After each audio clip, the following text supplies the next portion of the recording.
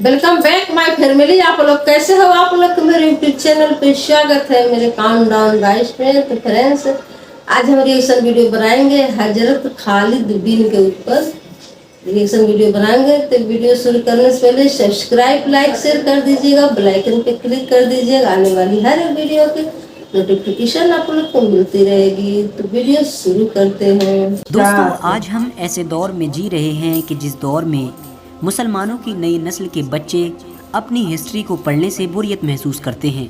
आज हालात तो ये कहते हैं कि हर मुसलमान बच्चे को अपनी तमाम चीज़ों से तवज्जो को हटाकर सिर्फ अपनी हिस्ट्री यानी इतिहास पर तवज्जो देना चाहिए। लेकिन वहीं दूसरी तरफ मुसलमानों के बच्चों का आज उल्टा हाल हो चुका है। वो लोग अपनी हिस्ट्री को पढ़ने की बजाय पबजी, टिकटॉक जैसे फालतू के ऐप्स पर अपना टाइम बर्बाद कर रहे हैं। और यही वजह है कि हम तमाम लोग धीरे धीरे पहले के लोगों के मुकाबले में अपने मज़हब यानी मज़हब इस्लाम से दूर होते जा रहे हैं। दोस्तों, हम सब के लिए हिस्ट्री को पढ़ना इसलिए भी ज़रूरी हो जाता है क्योंकि जब हम सब लोग अपनी हिस्ट्री को पढ़ेंगे और उस हिस्ट्री में हम अपने बड़े बड़े हीरोज़ के बारे में पढ़ेंगे तो जाहिर है कि हम उनके नक्शे कदम पर चलकर ही अपना ख़ुद का या फिर अपने मज़हब का या फिर अपने मुल्क का नाम हिस्ट्री में लिखवा सकेंगे। क्योंकि एक बहुत ही मशहूर कहावत है कि अगर तुम चाहते हो कि इतिहास तुम्हें याद रखे तो तुम भी अपना इतिहास याद रखो। दोस्तों, आज की इस वीडियो में हम बात करेंगे एक ऐसे इस्लाम के महान योद्धा के बारे में कि जिसकी बहादुरी और पैतरेबाजी की तारीफ़ न सिर्फ मुसलमान बल्कि गैर मुस्लिम भी करते आए हैं। दोस्तों, इतिहास का ये महान योद्धा कितना ज़्यादा ताकतवर और होशियार था, इस बात का अंदाज़ा सिर्फ इस बात से लगाया जा सकता है कि इस्लाम के पैगंबर यानी हज़रत मोहम्मद सल्लल्लाहु अलैहि वसल्लम ने इस योद्धा को सैफुल्लाह का नाम दिया था। सैफुल्लाह का मतलब होता है अल्लाह की तलवार, यानी इनका नाम रखा गया था अल्लाह की तलवार। दोस्तों, इस महान और होशियार शख्स को आज पूरी दुनिया खालिद बिन वलीद के नाम से जानती है। दोस्तों, खालिद बिन वलीद का जन्म 592 ईस्वी में मक्का शहर में हुआ था। आपके वालिद यानी जिनका नाम वलीद था, उनकी गिनती मक्का के उन चंद लोगों में हुआ करती थी जो मक्का में सबसे ज़्यादा अमीर और सबसे ज़्यादा नामवर लोग थे। दोस्तों, जिस वक्त इस्लाम के पैगंबर यानी हज़रत मोहम्मद सल्लल्लाहु अलैहि वसल्लम ने नबुव्वत का ऐलान किया और लोगों को इस्लाम की तरफ बुलाना शुरू किया, उस वक्त खालिद बिन वलीद उन लोगों में गिने जाते थे कि जो लोग इस्लाम के सबसे ज़्यादा मुखालिफ थे। ये इस्लाम के सबसे ज़्यादा कट्टर दुश्मन थे और ऐलान नबुव्वत की 19 साल बाद तक ये काफिर ही रहे। ये इस्लाम के इतने ज़्यादा बड़े दुश्मन थे कि हमेशा इस्लाम को ही मिटाने के बारे में सोचा करते थे, हमेशा इस्लाम के ख़िलाफ़ साजिश करने वालों के साथ ही में बैठा करते थे। मगर दोस्तों, जग ज़ाहिर है कि अल्लाह ताला की तो शान ही निराली है। कोई नहीं जानता कि अल्लाह ताला किसे हिदायत दे दे, और यही खालिद बिन वलीद के साथ हुआ। दोस्तों, जब भी मुसलमानों और काफिरों के दरमियान जंग हुआ करती थी तो ज़्यादातर जंगों में काफिरों की तरफ से फ़ौज के सिपहसालार हज़रत खालिद बिन वलीद ही हुआ करते थे, क्योंकि ये फ़ौज में सबसे ज़्यादा महारत रखा करते थे। दोस्तों, यकीनी तौर पर आपने वो वाक़या तो ज़रूर सुना या पढ़ा होगा कि जब जंग उहद के मौके पर हुजूर अकरम सल्लल्लाहु ताला अलैहि वसल्लम ने मुसलमानों की फ़ौज में से कुछ सहाबा को एक पहाड़ी के रास्ते पर ये कहकर खड़ा कर दिया था कि चाहे मुसलमान फ़ौज जीते या हारे, लेकिन तुम लोगों को इस पहाड़ी के रास्ते से नहीं हटना है। क्योंकि वजह ये थी कि वो पहाड़ी ऐसी जगह पर थी कि मक्का के काफिरों की फ़ौज अगर चाहती तो उस पहाड़ी के रास्ते से पीछे से आकर मुस्लिम फ़ौज पर चुपके से हमला कर सकती थी।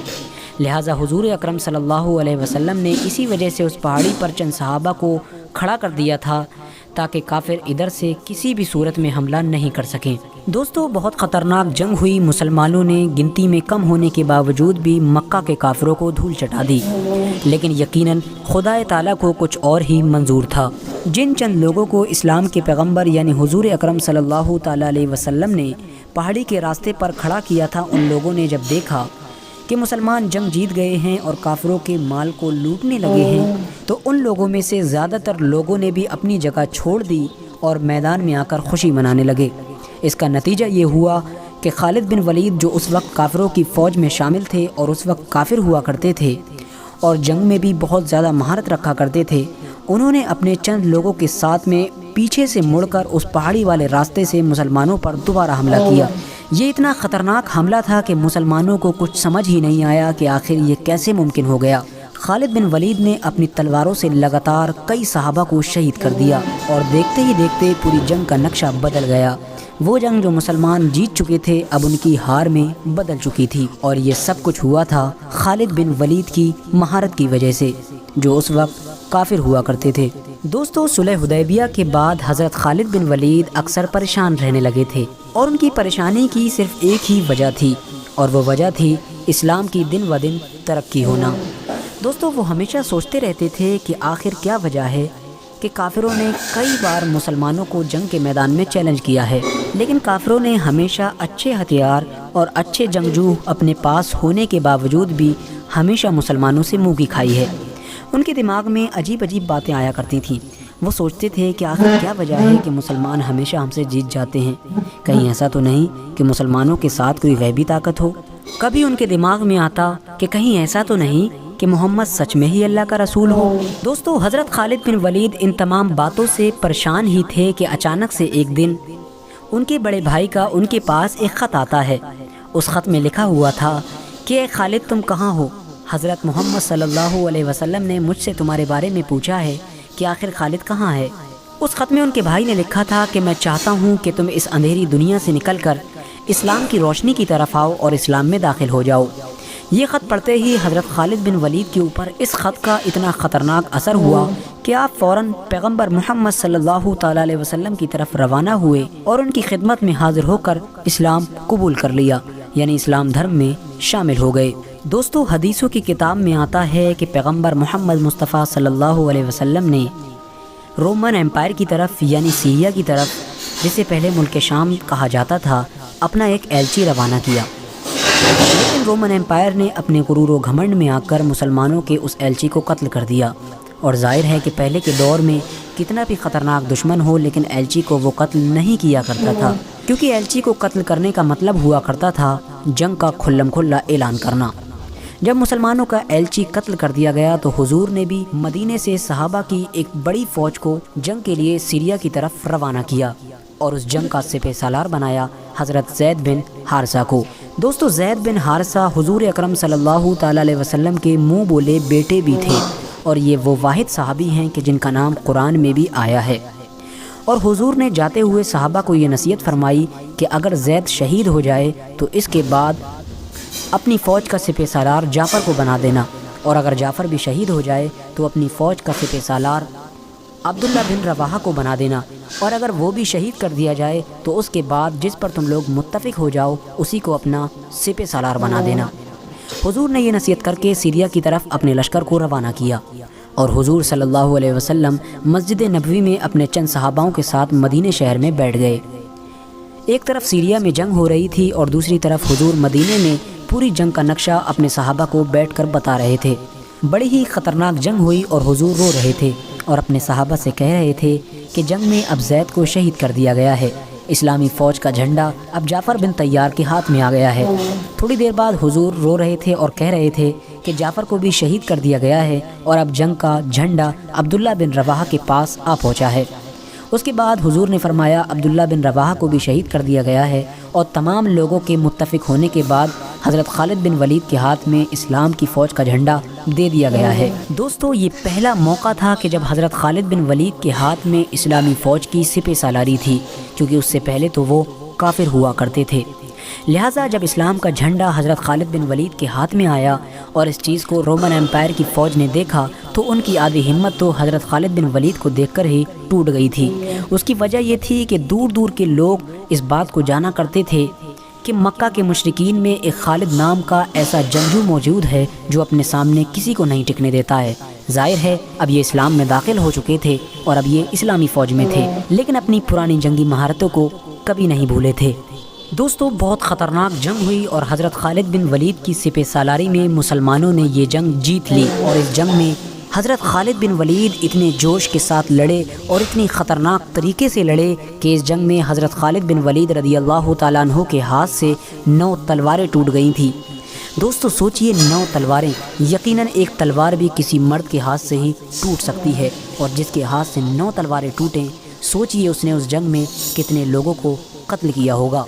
دوستو، جیسا کہ میں نے آپ کو پہلے بھی بتایا کہ پیارے نبی یعنی حضور اکرم صلی اللہ تعالیٰ علیہ وسلم सीरिया में हो रही जंग का हाल मदीने में बैठकर अपने सहाबा को बता रहे थे और रो रहे थे। तो जब हज़रत खालिद बिन वलीद ने अपनी बहादुरी के बलबूते पर उस जंग को फ़तह कर लिया तो हुजूर ने खुश होकर तमाम सहाबा के सामने हज़रत खालिद बिन वलीद को एक नया नाम दिया और वो नाम था सैफुल्लाह। और हुजूर ने फरमाया कि अब मुसलमानों की फ़ौज की सिपहसालारी सैफुल्लाह के हाथ में है। दोस्तों, सैफुल्लाह का मतलब होता है अल्लाह की तलवार। हुजूर ने तमाम सहाबा को जंग की फ़तह की खुशखबरी सुनाई। ये जंग बाद में जाकर जंग मोता के नाम से मशहूर हुई थी। दोस्तों, जाहिर है कि हज़रत खालिद बिन वलीद का जिक्र हो और जंग यमामा का जिक्र न हो, ये तो मुमकिन ही नहीं है। हज़रत खालिद बिन वलीद की सबसे मशहूर जंग जंग यमामा है। ये वो जंग थी कि जो मुसलमानों ने एक ऐसे शख्स से लड़ी थी कि जिसने हुजूर अकरम सल्लल्लाहु ताला अलैहि वसल्लम की वफ़ात के बाद, यानी जब हुजूर इस दुनिया से ज़ाहिरी तौर पर इंतकाल कर गए थे, तो उसने नबुव्वत का दावा कर दिया था और उसने कहा था कि मैं भी नबी हूँ। इसका नाम था मुसलमा कज़्ज़ाब। यकीनन ये जंग बहुत ख़तरनाक थी क्योंकि मुसलमानों के सामने कोई छोटी मोटी फ़ौज नहीं थी बल्कि बहुत बड़ी फ़ौज थी। इस फ़ौज की तादाद थी तकरीबन 50 से 60 हज़ार। लेकिन जाहिर है कि मुसलमान भले ही कम थे लेकिन उनका सिपहसालार ऐसा ख़तरनाक इंसान था जिसका नाम था हज़रत खालिद बिन वलीद। हज़रत खालिद बिन वलीद ने अपने पैतरों और होशियारी से मुसलमा कज़्ज़ाब की इतनी बड़ी फ़ौज में तबाही मचा दी और वो लोग घबरा कर अपने किलों में वापस भागने पर मजबूर हो गए। हज़रत खालिद बिन वलीद ने उनके किलों को चारों तरफ से घेर लिया और मुसलमा कज़्ज़ाब को कत्ल कर दिया गया। उसके बाद ये जंग भी जीत ली गई। हज़रत खालिद बिन वलीद हज़रत अबू बकर सिद्दीक़ की खिलाफत के पूरे दौर में मुसलमानों के आर्मी चीफ बने रहे, यानी मुस्लिम फ़ौज के सिपहसालार बने रहे। लेकिन जब जंग यरमूक का वक्त आया और उस वक्त तक हज़रत अबू बकर सिद्दीक़ की वफ़ात हो गई थी और हज़रत उमर फ़ारूक आज़म रदी अल्लाह ताला अन्हो मुसलमानों के खलीफा बन चुके थे, तो हज़रत उमर रदी अल्लाह ताला अन्हो ने हज़रत खालिद बिन वलीद को मुसलमानों के आर्मी चीफ के पद से हटा दिया। दोस्तों, आज भी बहुत से मुसलमानों के दिमाग में भी यही गलत फहमी रहती है कि हज़रत उमर फ़ारूक आज़म ने एक ऐसे सिपहसालार को आर्मी चीफ के पद से क्यों हटा दिया जो हर जंग में मुसलमानों की फ़ौज को फ़तह दिला रहा था। उसकी मेन वजह ये थी कि हज़रत उमर फ़ारूक आज़म रदी अल्लाह ताला अन्हो की उनसे कोई ज़ाती दुश्मनी नहीं थी, बल्कि उसकी असल वजह ये थी कि हज़रत खालिद बिन वलीद की सिपहसालारी में मुसलमान लगातार फ़तह पे फ़तह हासिल किए जा रहे थे और लगातार फ़तह हासिल करने की वजह से मुस्लिम फ़ौज के सिपाहियों के दिमाग में ये बात बैठ चुकी थी कि हम हज़रत खालिद बिन वलीद की वजह से ही जंग को जीतते हैं, यानी अगर किसी जंग में हमारे साथ खालिद बिन वलीद नहीं होंगे तो हम उस जंग को कभी नहीं जीत पाएंगे। मुस्लिम सिपाहियों की इसी सोच को मिटाने के लिए हज़रत उमर फ़ारूक ने हज़रत खालिद बिन वलीद को आर्मी चीफ के पद से हटाकर उनकी जगह पर हज़रत अबू उबैदा इब्न जर्रा को बैठा दिया था। हज़रत उमर के इस फैसले से पूरे मदीने में अफरा तफरी मच गई। लोगों के दरमियान इधर उधर की बातें होने लगी। तमाम लोग कहने लगे, अरे उमर ने ये कैसा फ़ैसला ले लिया, अब मुस्लिम फ़ौज का क्या होगा? इतनी बड़ी फ़ौज के सामने मुस्लिम फ़ौज कैसे मुकाबला करेगी? अगर मुसलमान हार गए तो कौन जिम्मेदार होगा? लेकिन दोस्तों, खुदा को कुछ और ही मंजूर था। मुसलमानों ने जंग यरमूक में बड़ी फ़तह हासिल की और उस फ़तह के बाद हज़रत उमर फ़ारूक रदी अल्लाह ताला अन्हो मस्जिद नबवी में दाखिल हुए और आपने लोगों के सामने खुतबा दिया। आपने लोगों से कहा कि ए लोगों, मैं तुम लोगों से इसी सोच को तो मिटाना चाहता था। तुम्हें क्या लगता है कि हमें जितनी जंगों में भी फ़तह हासिल होती है वो खालिद की वजह से होती है? नहीं, बल्कि हमको फ़तह खालिद के रब की वजह से मिलती है। कल को खालिद नहीं रहेगा तो तुम क्या समझते हो कि इस्लाम ख़त्म हो जाएगा? नहीं, इस्लाम को तो हमेशा रहना है, क्योंकि इस्लाम हमेशा से था और हमेशा ही के लिए रहेगा। मेरे प्यारे दोस्तों, हज़रत खालिद बिन वलीद ने अपनी पूरी ज़िंदगी में तकरीबन 200 जंगें लड़ी थी और ये दुनिया के पहले ऐसे आर्मी चीफ थे कि जिन्होंने अपनी पूरी ज़िंदगी में एक भी जंग नहीं हारी थी। यहाँ तक कि वो एक जंग जो इन्होंने काफिरों की तरफ से मुसलमानों के ख़िलाफ़ लड़ी थी, यानी जंग ओहद, उसमें भी इनको फ़तह हासिल हुई थी। इस्लाम में दाखिल होने के बाद ये तकरीबन 7 से 8 साल लगातार काफिरों से जंग लड़ते रहे थे। अपनी ज़िंदगी के आखिरी वक्त में ये बीमारी की वजह से बिस्तर पर आ गए थे। उसके बाद तमाम सहाबा इनकी चारपाई के इर्द गिर्द खड़े हुए थे। हज़रत खालिद बिन वलीद उस बिस्तर पर लेटकर ज़ारो क़तार रो रहे थे। सहाबा ने पूछा, ए खालिद बिन वलीद, तुम क्यों रो रहे हो? हज़रत खालिद बिन वलीद फरमाते हैं कि मेरे जिस्म पर कोई भी ऐसा हिस्सा नहीं है जहाँ पर किसी तलवार या नेज़े का निशान ना हो। मैंने अपनी ज़िंदगी में सैकड़ों जंगें लड़ी हैं, लेकिन उसके बावजूद भी आज मैं बिस्तर पर एक बूढ़े ऊँट की तरह मर रहा हूँ। मेरी भी ख्वाहिश थी कि मैं किसी जंग में कत्ल होकर एक शहीद का दर्जा हासिल करूं, लेकिन ऐसा नहीं हो सका। वहाँ पर मौजूद सहाबा ने हज़रत खालिद बिन वलीद रदी अल्लाह ताला अन्हु से कहा कि ए खालिद बिन वलीद रदी अल्लाह ताला अन्हु, ऐसा कैसे हो सकता था, क्योंकि अल्लाह के नबी ने आपको सैफुल्लाह यानी अल्लाह की तलवार का लक़ब दिया है। अगर आप किसी जंग में शहीद होते तो काफिर कहते कि देखो अल्लाह की तलवार टूट गई, तो यकीनन जब आप अल्लाह की तलवार हैं तो ऐसा नहीं हो सकता था कि आपको कोई भी कत्ल कर सके। फ्रेंड्स वीडियो खत्म। तो फ्रेंड्स इस वीडियो में दिखाया गया कि हिस्ट्री के बारे में, मतलब पहले के ज़माने में कैसे लड़ाइयाँ हुई थी, कैसे लोग मतलब शहीद हो रहे थे, तो उसके बारे में दिखाया था, बताया था कि अल्लाह के तलवार के बारे में। तो अल्लाह के तलवार खालिद बिन के पास था, तो मतलब उसी से वो सबको खात्मा करे थे, लड़ाई करे थे, सब मतलब जीत हासिल करे थे। उस तलवार में अल्लाह ताला की मतलब शक्ति थी, तो इसलिए मतलब ये जीती है, मतलब बहुत शक्तिशाली तलवार था। अभी वो तलवार म्यूजियम में रखी हुई है। तो फ्रेंड्स इसी हिस्ट्री कहानी है, तो अब मैं ही सब बता दूँगी तो आप लोग क्या समझेंगे, इस बहुत लंबी हो जाएगी। तो फ्रेंड्स लाइक कर दीजिए, सब फ्रेंड्स सब्सक्राइब, लाइक, शेयर कर दीजिएगा, बेल आइकन पे क्लिक कर दीजिएगा। आने वाली हर वीडियो की नोटिफिकेशन आप लोग को मिलती रहेगी। तो मिलते हैं नेक्स्ट वीडियो में। Bye bye friends.